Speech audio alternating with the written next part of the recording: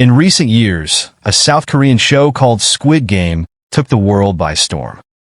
One of the most iconic and haunting games was red light, green light, overseen by a towering, lifeless doll.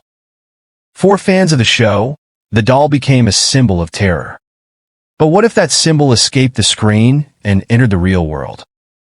This is the story of Mia and her fateful encounter with a replica of the red light, green light doll, a game she would wish she never played. Mia was 10 years old, a curious and imaginative girl who loved exploring new things. One crisp autumn morning, she and her father, Jack, ventured to the local flea market. Stalls stretched as far as the eye could see, brimming with everything from vintage toys to peculiar trinkets. Mia darted from one booth to another, her eyes sparkling at the treasures she discovered. At one stall, nestled between faded porcelain dolls and rusty tin cars, she saw it, a small, dusty replica of the red light, green light doll. Its painted-on pigtails, round cheeks, and vacant stare were unmistakable. Even though it was only a fraction of the size of the original, its presence was unsettling. She picked it up, marveling at how lifelike and eerie it felt in her hands. Turning to her father, she held the doll aloft. In her excitement, she spoke quickly, explaining how it resembled the infamous doll from the show. Jack looked at it skeptically, suppressing a shiver. To him, it was just a toy, odd but harmless. The vendor, an older man with a weathered face, leaned forward with a smile that didn't quite reach his eyes. In a gravelly voice, he explained that the doll was unique and came with its own game. His tone was cryptic, almost as if he were issuing a warning rather than a sales pitch. Jack, trying to brush off the unease, handed over $10 despite his hesitation. He tried to convince himself it was nothing but a harmless flea market find, but the vendor's parting words hung in the air. Some games were better left unplayed. That night, Mia placed the doll on a shelf in her bedroom, next to her collection of stuffed animals. Its expressionless face seemed out of place among the plush smiles, but Mia didn't mind. She was thrilled with her new find. As the house settled into the quiet of the night, something strange happened. At midnight, Mia stirred in her sleep, faintly hearing a familiar melody. It was unmistakable, the eerie tune from the red light, green light game in Squid Game. Groggy and confused, she scanned the room, realizing the sound seemed to come from the doll. Her heart raced as she sat up, staring at it. She tried to rationalize the situation, telling herself she must have been dreaming. Convincing herself it was nothing, she pulled the covers over her head and fell back asleep. The next morning, Mia woke to an unsettling scene. Their dog, Buddy, stood in the hallway frozen. His body was rigid, his wide eyes darting nervously around the room. Jack crouched beside him, attempting to coax him to move.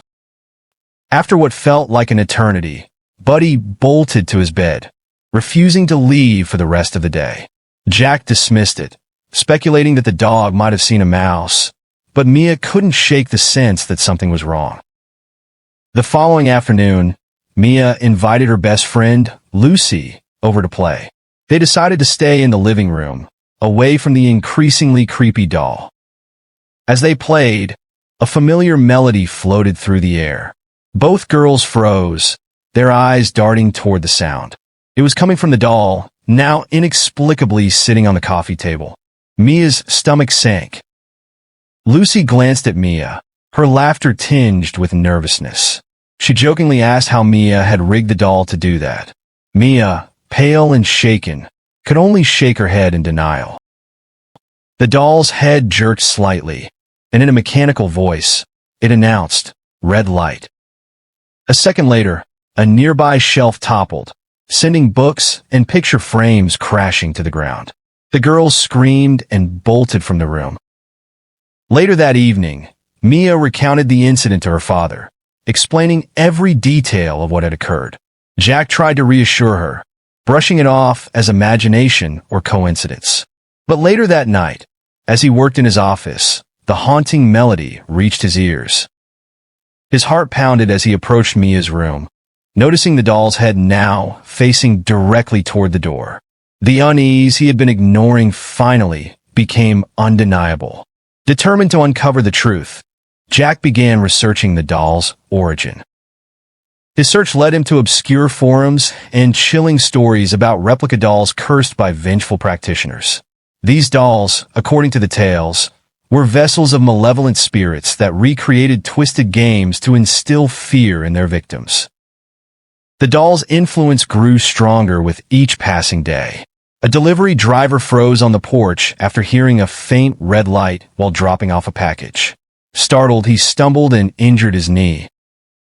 Later, Mia's mother, returning late from work, found herself paralyzed with fear as the doll's glowing eyes seemed to watch her from the living room window.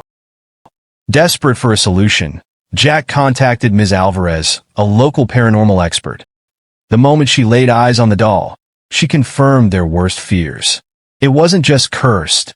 It was a vessel for a spirit that fed on fear. She warned that the doll wouldn't stop until it completed its final game. To end its reign of terror, they would need to confront it directly. That night, the doll issued its final command. Its mechanical voice echoed through the house. Final round. Red light, green light. Failure means elimination. The walls warped, transforming their home into a surreal game arena. Furniture shifted, creating obstacles, while the air grew thick with an oppressive energy. The doll's glowing eyes fixed on them as it declared, green light. Mia, Jack, and Ms. Alvarez moved cautiously, their steps deliberate. When the doll snapped, red light, a lamp tipped over, shattering inches from Jack's feet. The game was merciless, each mistake pushing them closer to danger. Mia's small frame and quick movements allowed her to distract the doll, giving Jack and Ms. Alvarez an opening. While Ms. Alvarez chanted incantations to weaken the spirit, Jack crept closer, a hammer in hand. With one powerful strike, he shattered the doll's chest, revealing a glowing talisman. The doll let out a blood-curdling scream as Ms. Alvarez burned the talisman, releasing the malevolent spirit. Smoke filled the room, and the oppressive energy lifted. The house returned to normal. They burned the doll's remains, vowing to be cautious about the objects they brought into their home. Ms. Alvarez left them with a final warning. Some things are better left undisturbed. Weeks later, life had mostly returned to normal. But one day, as Mia wandered through the flea market, she froze. There, sitting on a vendor's table, was another replica of the doll. The vendor's knowing smile sent chills down her spine. The question lingered in her mind. Was the game truly over? Some games never end,